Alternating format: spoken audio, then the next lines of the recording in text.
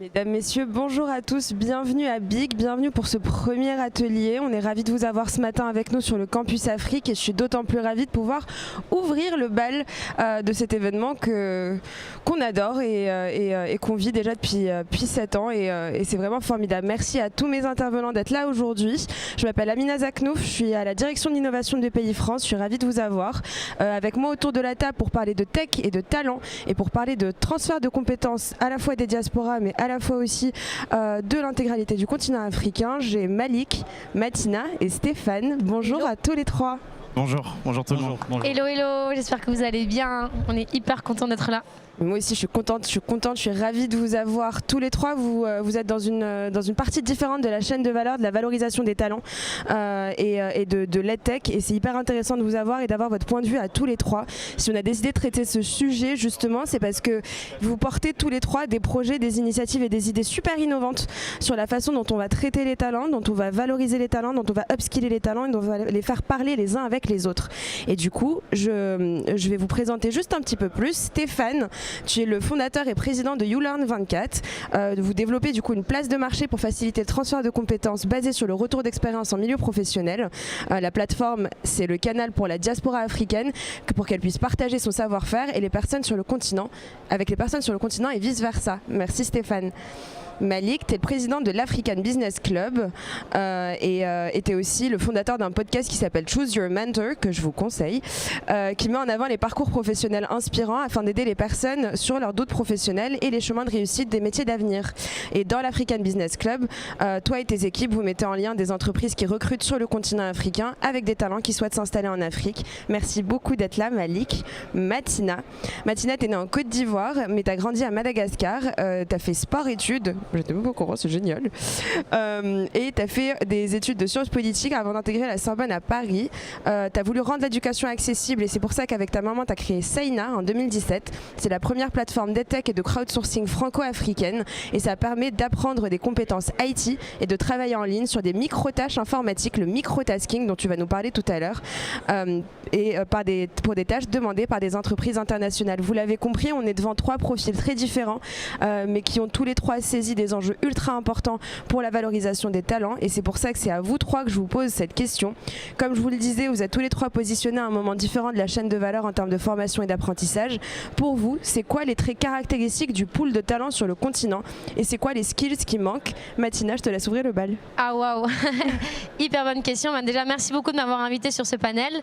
Alors, il y a beaucoup de choses à dire sur le pool des talents africains. Donc moi, je vais plutôt parler donc de façon d'abord globale et puis après peut-être un peu plus en détail sur les talents tech. Aujourd'hui, on voit que les talents en Afrique, c'est quand même des gens qui sont créatifs, qui sont brillants, qui ont envie de travailler, qui ont beaucoup envie de travailler, qui ont envie de faire évoluer les choses. Donc c'est hyper on va dire valorisant quand on a des personnes comme ça au sein de son entreprise. Donc ça c'est plutôt sympa. Sur la partie tech, on va avoir des gens, je parle surtout pour Madagascar, qui ont une appétence pour l'informatique et une appétence pour les mathématiques assez naturelles. On voit que le baccalauréat malgache est très tourné vers les sciences, ce qui fait qu'on a au final des gens qui sont très bons en algorithmie, qui aiment les mathématiques, qui aiment l'informatique et il y a en ce moment un énorme intérêt sur le digital.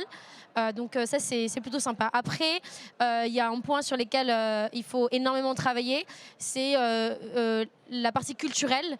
Le background culturel est vraiment à développer au sein des talents africains pour qu'ils soient sur, on va dire, au même niveau que le niveau international. Et c'est quelque chose qui me semble très important aujourd'hui, c'est pouvoir avoir une culture commune, que ce soit numérique, que ce soit aussi culturelle, et les croyances et les valeurs. Et donc voilà, pour ma part. Merci Amina. Alors, en ce qui concerne les compétences, ce qu'on identifie aujourd'hui, c'est que déjà avec Senia par exemple, on arrive à avoir beaucoup de bons développeurs, des personnes qui sont en tech qui sont assez bonnes, qui arrivent à sortir des très bons produits, à développer de très bons produits. Ce qui me manque, ce que moi je trouve qui manque, c'est sur des parties product management, donc des personnes qui seront au centre des développements de produits et qui vont pouvoir allier le triptyque faisabilité, désirabilité et viabilité. Donc avoir des personnes qui pourront voir qu'est-ce qui est faisable, qu'est-ce qui est désirable déjà par le client. On en parlait tout à l'heure avec Yves, qui vient de développer un produit qui est assez intéressant. Mais du coup, qu'est-ce que le client veut? Quels sont les problèmes qu'on identifie? Et ensuite, est-ce que c'est viable économiquement? Est-ce que je peux y adosser un business model? Et enfin, est-ce que c'est faisable techniquement? Donc c'est ce type de profil-là que les entreprises vont commencer à chercher et que nous on voit au sein de l'ABC. Les demandes qu'on a de la part des entreprises en Afrique, c'est d'avoir des personnes, des devs qui savent développer, ça on en trouve, on en voit, mais des personnes qui savent allier ces trois compétences-là et qui vont pouvoir avec des product managers et pouvoir avoir une compétence sur du long terme et développer des produits. Merci Amina pour l'invitation, je suis très content d'être là. Alors sur la question qui est très intéressante au sujet du pool des talents qu'on peut retrouver sur le continent africain et également les compétences dont les gens ont besoin. Alors moi j'aborderai la question avec une approche plus segmentée. Aujourd'hui le continent africain c'est 54 pays, donc ça il faut qu'on le garde en tête lorsqu'on évoque la question de compétences sur ce continent. C'est des zones géographiques qui sont hétérogènes, c'est-à-dire qu'on n'a pas les mêmes problématiques en Afrique du Nord qu'en Afrique subsaharienne ou en Afrique du moins. Les problématiques sont différentes. Et ce qu'on peut voir globalement dans cette partie du monde où on a la population la plus jeune du monde, c'est une motivation, une créativité des jeunes. Typiquement, je ne sais pas s'il y a des adeptes des réseaux sociaux, mais on peut voir toute la créativité qui émerge du continent africain. Donc il y a véritablement du talent. Il y a du talent qui émerge également au niveau de l'entrepreneuriat, parce que s'il faut parler d'entrepreneuriat, je dirais qu'aujourd'hui, le continent africain, et on ne le dit pas très souvent, est le continent qui regorge de nombreux entrepreneurs. Alors, on n'est pas sur l'entrepreneuriat comme on peut le voir en Europe. On est sur l'entrepreneuriat informel. C'est-à-dire que ce sont des personnes qui sont véritablement résilientes, qui vont, à partir de rien, faire des choses extraordinaires. On n'a qu'à voir, en fait, d'où partent les gens, parce que juste pour la petite histoire, moi également j'ai grandi sur le continent et je suis arrivé dans ce pays dans des conditions plutôt confortables, mais c'est l'effort de nombreux sacrifices et l'effort du talent aussi. Donc, pour revenir sur la question de compétences, parce ce qu'il faut dire aussi, c'est qu'il y a une différence, Amina, entre talent et compétences. Je pense que le talent il y a de la créativité, il y a de la motivation, il y a des gens qui font des choses juste extraordinaires et qui ne demandent qu'à avoir de la visibilité. Et sur la question de compétences, aujourd'hui, je pense qu'il faut pouvoir apporter ce que j'appelle des soft skills aux personnes-là. Donc ça passe par le développement personnel, la confiance en soi, très important lorsqu'on veut pouvoir se vendre, on veut pouvoir s'affirmer. Et également, il faut pouvoir donner des compétences d'un point de vue management pour que des personnes puissent véritablement sortir de l'informel et créer des entreprises qui ont une compétitivité internationale. Merci beaucoup. Merci à tous les trois pour cette entrée dans le jeu. Malik, j'ai une question pour toi. En tant que président de l'ABC, tu as vu des dizaines de profils de jeunes diaspora qui ont été formés ici en France et qui cherchaient du travail sur le continent, cherchaient à rentrer. Qu'est-ce que tu as pu identifier comme frein, comme crainte, comme perception justement du marché africain? Qu'est-ce qui les arrête? Alors, avant d'arriver à ta question, l'African Business Club, en fait, on a deux outils qui nous permettent de monitorer ce que tu me demandes. On a ce qu'on appelle le Forum Elite, que beaucoup d'entre vous doivent connaître. Ça fait 10 ans que l'African Business Club l'organise et qui met en lien des entreprises sur le continent africain qui veulent recruter, ou même des entreprises en France qui veulent recruter des personnes qui connaissent le marché africain et qui veulent aller se développer là-bas. Et donc, le deuxième outil qu'on a, c'est l'Africa's Next Challenge, le pack adhérent, qui est un outil un produit qu'on a au sein de l'ABC, qui permet d'accompagner les personnes qui veulent rentrer en Afrique par deux manières.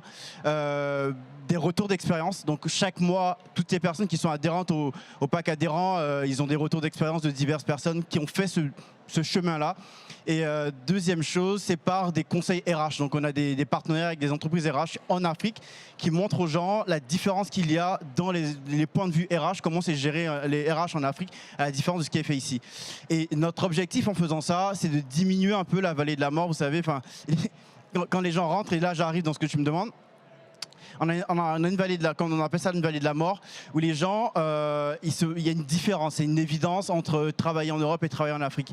Mais c'est une différence qui se surmonte. Il faut arriver à passer cette vallée-là, ce petit creux qui nous met en doute, qui nous met en crainte. Et les craintes que les gens ont à Mina, principalement, ce qu'on retrouve, c'est la situation socio-économique, socio-politique, pardon, les craintes sur les enjeux socio-politiques, les craintes sur les salaires. Les gens se posent la question du salaire, corrélé au niveau de vie des pays, et souvent on n'arrive pas à faire cette corrélation-là. Les gens n'arrivent pas à se dire, étant payé peut-être 2 fois moins que ce que j'avais en Europe, est-ce que mon niveau de vie sera pareil, voire supérieur? Et donc nous, pour arriver à rassurer les gens, on donne des retours d'expérience, des gens qui sont rentrés, qui ont peut-être divisé leur salaire par 2, mais qui finalement ont gagné en niveau de vie ou ont gagné en accompagnement. Et la troisième chose que j'allais dire, c'est la situation des socio-économiques, dans tout ce qui est accès à la santé, accès aux soins et tous ces sujets-là. Donc voilà un peu les trois craintes que moi j'identifie auprès des personnes. Très clair, en réalité très, très logique aussi, et crainte que j'entends aussi beaucoup de la part de pas mal de diaspora. Mathina, j'en viens à toi, parce que tu portes un modèle qui est quand même extrêmement innovant. Tu nous parles de microtasking. Microtasking, qu'est-ce que c'est? Pourquoi c'est utile? Et pourquoi ça facilite l'accès à l'emploi? Merci beaucoup pour la question. Pour vous donner un petit peu de contexte, nous à CNA, on s'est donné comme mission de rendre l'apprentissage des métiers du numérique accessible et le marché du travail IT accessible pour les personnes qu'on a formées. Pour que vous puissiez comprendre encore plus, on vise ce qu'on appelle la classe moyenne basse en Afrique, donc des gens qui ont peu de revenus. Donc on a notre plateforme de formation qui est accessible à 9,90 € par mois. Et surtout, ça signifie qu'on a développé en fait une expérience d'apprentissage unique pour permettre un apprentissage vraiment facile pour ces gens-là. Donc on a développé des profs en avatar et les étudiants partent à la conquête de planètes pour valider des compétences numériques. Donc chaque planète représente une combinaison de skills et pour valider vos compétences, vous devez du coup lire des cours écrits, regarder des vidéos, faire des quiz, faire des exercices, des projets, des webinaires. Donc toute une palette qui vous permet en fait d'acquérir des points d'expérience et qui vous permet de passer à la planète suivante. À partir du moment où vous êtes passé vous avez fait plusieurs planètes et que vous arrivez à un certain niveau, vous avez la possibilité de switcher en tant que microtasker et vous pouvez commencer à gagner votre vie sur des microtâches IT. Vous pouvez gagner entre 25 à 50% du prix de vente de la microtâche et ces microtâches proviennent de projets d'entreprise du monde entier, des projets IT qu'on va découper en microtâches et qu'on va distribuer à notre communauté de développeurs. Donc c'est ça ce qu'on appelle le microtasking. Et en quoi c'est super important, c'est qu'on a supprimé la barrière du CV pour les jeunes conformes. C'est-à-dire que ces jeunes, normalement, n'ont pas le bon background, je vous en parlais tout à l'heure, n'ont pas les bonnes écoles, n'ont pas la bonne expérience, ce qui fait qu'au final, ils n'ont jamais accès au marché du travail. Et grâce au microtasking, en fait, le client final ne se soucie plus de qui c'est qui travaille sur sa tâche, mais se soucie uniquement de est-ce que ma tâche est faite. Et en fait, grâce à ce modèle-là, on permet à 40 ou 50 développeurs de travailler sur le même projet, au lieu d'en avoir 3 ou 4, ce qui permet au final de mieux redistribuer le travail et faire en sorte que tout le monde finalement a un revenu et puisse aider leur famille, aider leur communauté et au final aider au développement économique de leur pays. Donc, excellent, excellent. Vraiment, pour le coup, je trouve ça absolument fascinant. Merci beaucoup de nous représenter ton modèle. Ouais, c'était quelque chose qui n'était pas du tout facile et c'est le fruit d'un travail de plus de 3 ans et demi de test and learn avec les clients B2B et également les étudiants. Donc c'est un modèle qui a été vraiment poncé, quoi.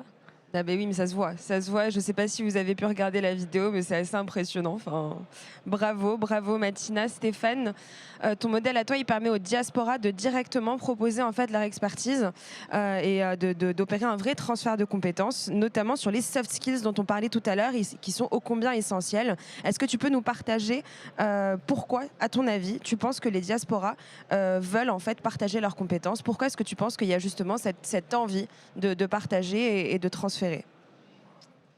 Merci beaucoup Amina pour la question.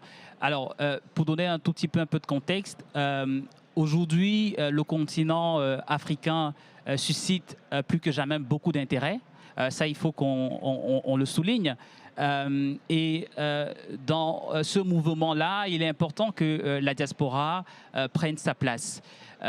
L'histoire de tout Africain, peu importe sa position dans le monde, est intimement liée au continent africain. Qu'est-ce que ça veut dire? Ça veut dire que si l'Afrique aujourd'hui ne se développe pas, la position de l'Africain, où qu'il soit, sera toujours mise en cause. C'est-à-dire que quelque part, on a comme une obligation d'aider le continent africain à se développer.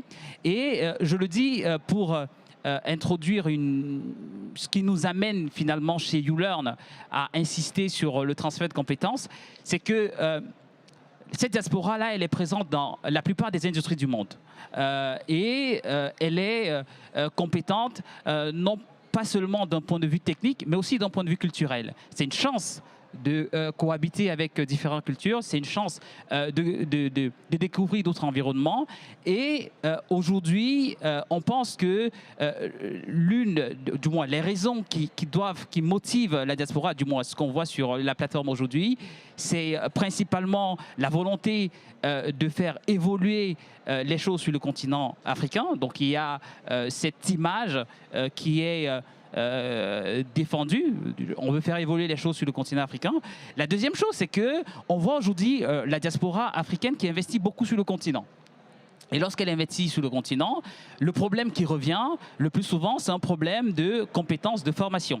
Et un bon moyen de combler ce gap, c'est le transfert de compétences qui se base principalement sur ce que le monde a de plus vieux, le retour d'expérience, un retour d'expérience qui est encadré. Quand je parle d'encadré, aujourd'hui, typiquement, c'est pas parce que on a l'expérience qu'on devient formateur ou qu'on sait transmettre. Donc, un accent que nous on a mis chez YouLearn, c'est l'accompagnement de toute personne avec une expérience pour qu'elle puisse la transmettre de façon pédagogique. Et ça, c'est la valeur ajoutée qu'on apporte aux diasporas, parce qu'on peut bien avoir la volonté de transmettre, mais parfois, on a la crainte, on se dit, est-ce qu'on va pouvoir le faire de façon correcte? Donc, on a mis en place tout un dispositif qui permet finalement à la diaspora de transférer sa compétence. Et on voit le changement avec les entreprises avec lesquelles on travaille, notamment sur les soft skills, parce que, comme je le disais il y a quelques minutes, on est créatif sur le continent africain, on est ambitieux sur le continent africain, on a une jeunesse qui veut, qui a envie, qui a de la motivation. Et ce qu'il faut, c'est des soft skills qui permettent en fait d'apporter un côté professionnel à l'ensemble des choses qui peuvent être proposées par cette jeunesse. Merci beaucoup. Amina, si tu me permets, sur ça. J'allais vous demander de rebondir. Oui, tu as totalement raison, mais après, je me dis aussi que pour pouvoir faire évoluer cette dynamique de se dire on va porter de la compétence, je pense qu'il faut changer un peu, pas le narratif, mais le terme transfert. Il faut passer d'un transfert à un échange ou même un partage mutuel. Parce que plus on va se dire qu'on a des choses, nous aussi, à la fois diaspora, mais même des personnes qui vivent ici, à apprendre du continent, plus ils vont accepter qu'on leur apporte quelque chose. Si on est toujours dans la relation de se dire on va vous apporter quelque chose, ça ne marche pas toujours. C'est pour ça que, au-delà de l'ABC, moi au sein de Choose Your Mentor, sur le podcast, pareil, sur le partage de compétences et les retours, sur le retour d'expérience, j'interviewe à la fois, je mets à la fois des personnes qui ont grandi en Afrique, qui ont fait leur carrière en Afrique et qui ont quelque chose à nous apporter à nous aussi. On le voit bien sur le mobile money, aussi même d'autres sujets.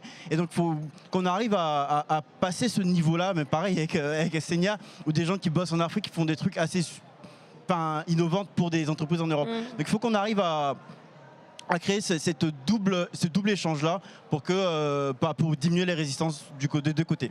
Donc pour toi, il y a un changement de narratif à faire, ne serait-ce que sur le terme de transfert. Mathina, est-ce que tu as envie de réagir aussi ? Oui, carrément. Beaucoup de choses à dire là-dessus. La première, c'est que, à mon sens, pour moi, le rôle de la diaspora, il doit être beaucoup plus loin que donner de l'argent à une association ou envoyer de l'argent via mobile money ou autre. Pour moi, il a vraiment un rôle en tant qu'acteur du changement. Et pour ça, il y a plein de façons. Aujourd'hui, on est tellement de monde, tellement de gens dans la diaspora qui travaillent dans des entreprises et qui a un impact en fait sur des décisions qui qui peuvent être prises. Et aujourd'hui, on pense vraiment à Seyna que l'entreprise, elle a un rôle à jouer, et de plus de se dire on va faire de la RSE classique, mais de vraiment imprégner et mettre dans son modèle, dans sa stratégie d'achat, quelque chose qui ressemble à de l'impact sourcing. Et pour moi, la diaspora a ce rôle à jouer au sein de leur entreprise, de se dire ok, comment je fais pour que mon entreprise fasse des choix qui ont de l'impact, non seulement au niveau de mon entreprise, mais aussi au niveau de l'Afrique. Et en prenant cette position-là, plutôt de se dire ok, je suis acteur de changement, ben derrière il y a des répercussions qui sont économiques, et c'est pas juste envoyer de l'argent, mais c'est donner du travail en Afrique. Et aujourd'hui en Afrique, on n'a pas besoin de plus d'aide, on n'a pas besoin de plus d'argent, on a besoin de travail. Et on a besoin que le monde entier nous fasse confiance à nous confier des tâches et nous confier du travail. Et donc pour moi, le rôle de la diaspora, il est vraiment là en tant qu'ambassadeur. Parfait, j'aurais pas mieux dit. Qu'est-ce que vous avez envie de faire passer comme message aujourd'hui, tous les trois, pour que l'EdTech continue d'être un pont justement vers l'inclusion des jeunes dans le milieu du travail, et qu'est-ce qui demain, vous trois, pourrait propulser votre modèle? En fait, comment est-ce qu'on fait pour vous mettre sur une rampe d'accélération et que demain, en fait, votre modèle explose? Dites-nous tout, peut-être qu'on pourrait vous aider. Malik? Alors moi, la première chose que pour pouvoir, moi en tout cas sur la compétence de l'ABC, qui est d'aider les gens à partir, aller en Afrique s'ils ont envie d'y aller, hein, bien sûr, il n'y a aucune obligation, c'est d'ouvrir encore plus les barrières, pas les barrières, mais les frontières entre les pays. C'est que moi, en tant qu'Ivoirien, j'ai peut-être pas forcément envie d'aller bosser en Côte d'Ivoire, j'ai peut-être envie d'aller bosser en Tanzanie, et j'ai envie que le marché soit ouvert en Tanzanie pour que je puisse y aller. J'ai envie que au sein de l'ABC, on a des Camerounais qui veulent bosser à Madagascar, et ainsi de suite. Il faut que l'Afrique se vive, en tout cas en termes du marché de l'emploi, comme un espace et pas comme des espaces segmentés, parce que ça va permettre aux gens ça va permettre un échange qui va être bénéfique à tout le monde au final. Donc moi, c'est Amina, ce qui va permettre, en tout cas à l'ABC et même à d'autres boîtes qui bossent sur du recrutement et du sourcing, d'aller beaucoup plus vite et beaucoup plus loin, c'est que les États arrivent à couper ces barrières-là, et que le marché de l'emploi, en tout cas en Afrique, soit vu comme un marché unique, et que tout le monde puisse aller n'importe où. Preach. Mathina? Yes, moi je pense qu'il y a 3 points qui sont clés. Le premier, pour juste faire la transition, c'est que clairement il faudrait voir l'Afrique comme une unique zone, parce qu'aujourd'hui on se rend compte que chaque zone en Afrique, surtout quand on va parler de zone monétaire, est enclavée, ce qui fait que c'est très difficile de travailler entre les zones, et qu'on ne travaille jamais de sud-sud, mais on travaille toujours sud-nord ou nord-sud. Et là il y a quelque chose à faire entre nous. Donc notamment peut-être au niveau des réglementations, au niveau financier, etc. Le deuxième point, c'est la question des talents. Aujourd'hui, en Afrique, il y a des entreprises qui recherchent des talents activement, et c'est très difficile de trouver les bons talents. Je ne parle pas simplement en termes de dev, je vais parler aussi en termes de C-level, des exécutifs. On a besoin de gens qui sont bons en marketing, on a besoin de gens qui sont bons dans les finances, vraiment pour soutenir les entreprises africaines à se développer et vraiment aller vers le niveau international. Donc juste revenir sur ce côté, la zone unique, ça nous aiderait vachement. Puis le dernier point que je pourrais dire, c'est en tant qu'entreprise, vraiment réfléchir à se dire comment je pense aider l'Afrique, parce que souvent les entreprises se disent ça dans leur stratégie RSE, et peut-être changer le mindset en se disant ok les gars, on va pas juste donner de l'argent comme ça, mais on va faire en sorte de travailler avec les bons fournisseurs qui ont de l'impact derrière, et du coup de pouvoir donner du travail en Afrique, mais pas juste donner de l'argent comme ça. Donc voilà, ce serait pour moi les 3 points qui permettraient d'aller dans l'espace. Très clair, donc passer de la pure RSE un peu traditionnaliste à du social business qui est à la fois rentable et a de l'impact. Ça me parle. Stéphane, dis-moi tout. Merci beaucoup. Avant de répondre à la question, j'aimerais revenir sur le propos de Malik. Juste pour dire en fait que je suis d'accord avec toi sur le transfert de compétences. Ce qu'il faut noter, c'est que le transfert de compétences, aujourd'hui on parle de l'Afrique, mais c'est quelque chose qui ne concerne pas que l'Afrique. Et ce qui est génial sur le transfert de compétences que nous on réalise aujourd'hui, c'est qu'on permet déjà aux personnes localement de partager leurs compétences avec des gens qui sont en France. Donc on a aussi à apprendre de ces gens-là. Je pense que c'est en communiant qu'on arrivera à sortir des choses juste extraordinaires. Alors, pour revenir à la question, Amina, alors moi je pense qu'il y a principalement 2 leviers sur lesquels il faut jouer. C'est ce que Malik tu disais, et c'est ce que Mathina tu disais également, c'est la mobilité. Parce qu'aujourd'hui on se rend compte qu'il y a un problème de mobilité sur le continent africain. Le deuxième levier, c'est la visibilité. La visibilité, pourquoi? Parce qu'aujourd'hui, c'est un peu de la Startup Nations. On s'inspire un peu de tout ce qui se fait en Occident. Et on voit comme ça aussi de très belles choses qui sont faites sur le continent, mais qui manquent de visibilité. Et la visibilité, en fait, pour moi, une solution serait que les médias internationaux et locaux s'intéressent véritablement à l'entrepreneuriat africain. Et l'entrepreneuriat africain n'a pas forcément à être copié. Et là, on arrive sur la RSE, à copier les modèles qui viennent d'ailleurs. Elle peut s'inspirer et elle peut, comme ça, arriver à bâtir une économie ou un type de modèle qui est propre à l'Afrique. Parce que l'Afrique a ses réalités, ne l'ignorons pas. Et la visibilité qu'on peut apporter sur les entrepreneurs et la mobilité peuvent concourir à ce que les gens puissent véritablement profiter des opportunités de développement et des opportunités d'emploi sur le continent africain. Amina, j'ai pas voulu être caricatural tout à l'heure et parler d'argent, mais il faut de l'argent. C'est exactement ce que j'allais vous demander, les amis. Il faut de l'argent, il faut des investisseurs, il faut que ça bouge, il faut que ça commence à arriver. J'ai écouté ce week-end le podcast, je pense que tu as dû le voir aussi, de Tidiane Dem, Yes. de Partech, chez Gatemery, Ouais, qu'il faut suivre aussi, un beau podcast, qui parlait de structuration des financements et du fait qu'il y a beaucoup d'argent qui arrive, mais que tout cet argent-là est concentré sur 3 pays, Nigeria, Afrique du Sud, Égypte. Un peu de Kenya maintenant et qui commence à monter, Sénégal, Ghana. Mais donc il faut de l'argent. Si vous en avez, n'hésitez pas. Parce que vraiment, l'innovation, ça marche par des essais-erreurs et il faut des erreurs pour que ça avance. Et pour qu'il y ait des erreurs, il faut que de l'argent soit cramé, malheureusement. Et pour qu'à un moment donné, la valeur soit créée et que ça avance. Et dernière chose pour moi, la formation continue. Et sur le continent, on voit beaucoup d'écoles qui commencent à aller s'installer. Il y a HEC qui a mis un MBA à Abidjan, tu as Bordeaux École de Management qui est à Dakar. Il faut passer par la formation continue pour que les gens, que les gens renouvellent leurs compétences et que du coup le transfert de compétences se fasse de façon claire et sur le continent directement. Juste quelques éléments clés sur le financement. En fait, ce qui est hyper important, c'est qu'aujourd'hui, tout le monde n'a pas besoin de venture capitaliste. Et il y a différents instruments de financement qui existent, qui sont adaptés à chaque étape de la start-up. Et c'est ça qu'il faudrait pousser. Donc, que ce soit de la dette, que ce soit des avances remboursables, que ce soit des fonds de garantie, que ce soit des fonds souverains. Il y a une palette de choses à mettre en place. Et c'est ça qu'il faut pousser pour que tout le monde ait accès à ces financements et que ce ne soit pas concentré uniquement dans 3 pays ou que ce soit concentré uniquement dans quelques fonds d'investissement qui déploient les fonds publics. Donc, voilà. Tu veux peut-être pitcher, Martina, sur ton besoin? Non, mais je parle vraiment pour la globalité de l'écosystème. Et chaque start-up, chaque entreprise a des besoins différents. Et il y a des possibilités pour tout le monde.